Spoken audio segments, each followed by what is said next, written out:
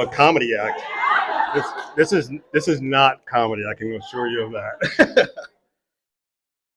First of all, I'd just like to welcome everyone here today, and thank you for joining us on this special occasion. I'm Damon's dad, Melvin Edwards, and I'm representing his mom, Laurie Ann Rand. You can raise your hand. His stepmother, Kim Edwards, back here in the back.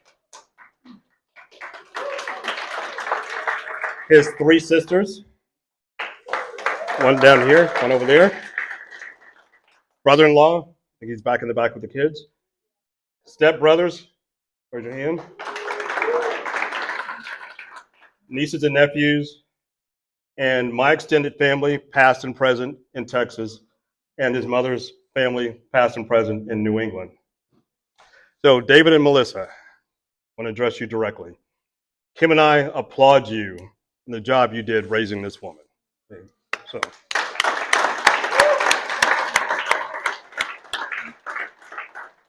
thank you for instilling Madison with enough confidence to ask Damon out on their first date.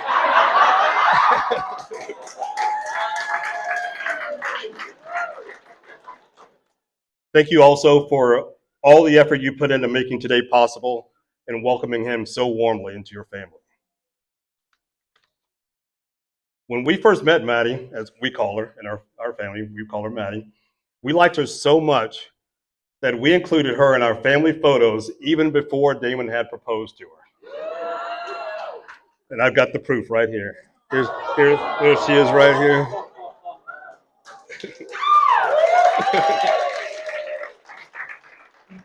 I'm sure that added some pressure for him to make his move, but that was kind of the point.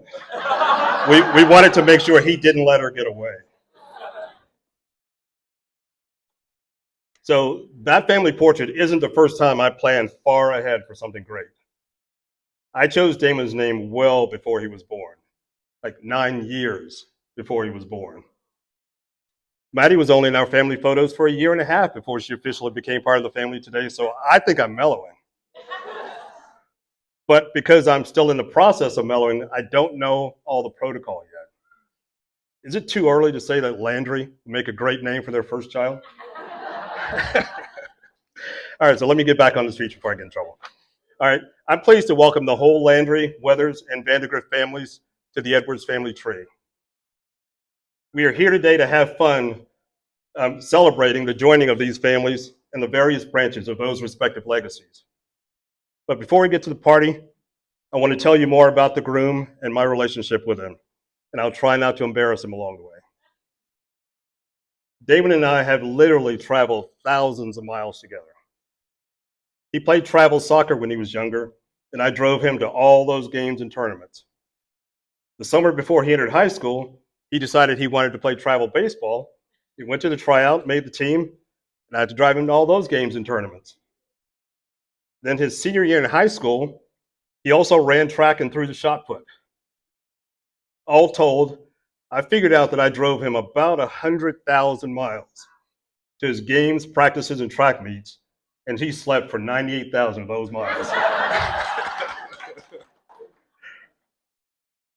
I drove and he slept while I dreamed. In my daydreams, I imagined what kind of man he would grow up to be and the kind of life he would have. I wondered if he would have a career he would enjoy and a family to love and to love him. When he was growing up, I pushed him hard in the classroom and on the field. I know that occasionally created friction, but I never pushed him to do things he didn't want to do. I followed his lead, provided the resources he needed, gave him encouragement or kicks in the pants, whichever he needed at the time. I was his biggest cheerleader, and I was his toughest critic. I never missed a game because I was also his biggest fan. He never knew there were times when I couldn't sleep because of a throbbing shoulder from all the batting practice I had thrown to get him ready for tryouts or the next game. He also never knew there were times when I couldn't sleep because I wondered if I was doing enough as his dad. So when he was in high school, he moved in with me full time.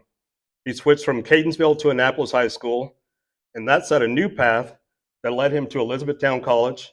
Some Elizabethtown graduates here. Yes. And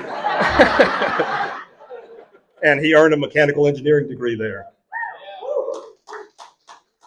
He had been recruited to play baseball by about half a dozen colleges, and he chose the one in the middle of Amish country in Lancaster County, Pennsylvania. He told me at the time that was because he didn't want any distractions. Elizabethtown College accepts just 55 engineering students per year, and only 26 of those in Damon's 2016 cohort graduated with engineering degrees in 4 years. He didn't want any distractions, and neither career-ending baseball injuries, 2 surgeries, nor his hated differential equations course could distract him from his stated goal. And I want to point out that 3 of the 26 engineering grads were in the wedding party today. Obviously, there's Damon. The other 2 are Andrew Brinjar and Dallas Fleck, both of whom were his dorm roommates along the way. But yes, but they weren't in the wedding party. Now, we do have some other graduates here from Elizabethtown. Unfortunately, they had the terrible timing of graduating in 2020 at the height of the pandemic lockdown. For Damon's virtual graduation ceremony, we sat on our living room couch and watched his name scroll across our TV screen rather than seeing him stroll across the graduation stage. I lost sleep then too, because there wasn't anything I could do to change his reality. But as usual, God had plans for Damon that we couldn't see at the time. Damon couldn't finish his senior engineering capstone project because he was away from the necessary materials and tools on the campus, which forced him to turn his project, which was developing prosthetic fingers for amputees, into a technical document. He ended up getting his first engineering job because he had proven he could write highly technical papers under intense pressure and tight deadlines. And because of Damon's situation, Elizabethtown College now presents an annual award to the engineering grad who writes the best technical documents. The award wasn't named for Damon, but it could have been. The dean of the engineering school told me directly that Damon was the inspiration for this award. Then 3 years into his first engineering job, he was promoted as the youngest manager in his company's history. I think back to those sleepless nights when I wondered if he'd be okay, and I'm now relieved and thankful to say that I lost sleep for nothing.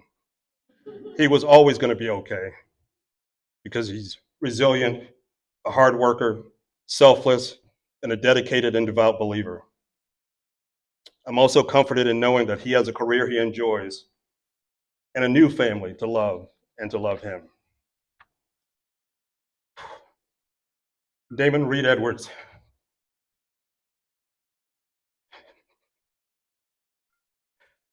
You're the man I wish I could have been.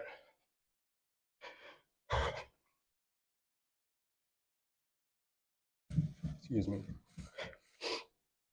He's a man of determination, integrity, intelligence, and grit.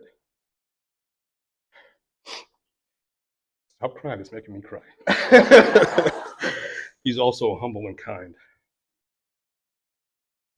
He's blessed to have found Madison Landry to share his life. And I don't mind saying that she's blessed to have found him to share hers. She's getting a good one. And I'm so proud.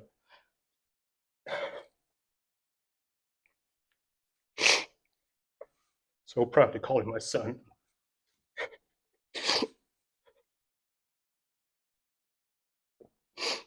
He's getting a good one. And I'm now proud to call you Maddie, my daughter. I love you, Damon. I love you, Madison. Welcome to our family.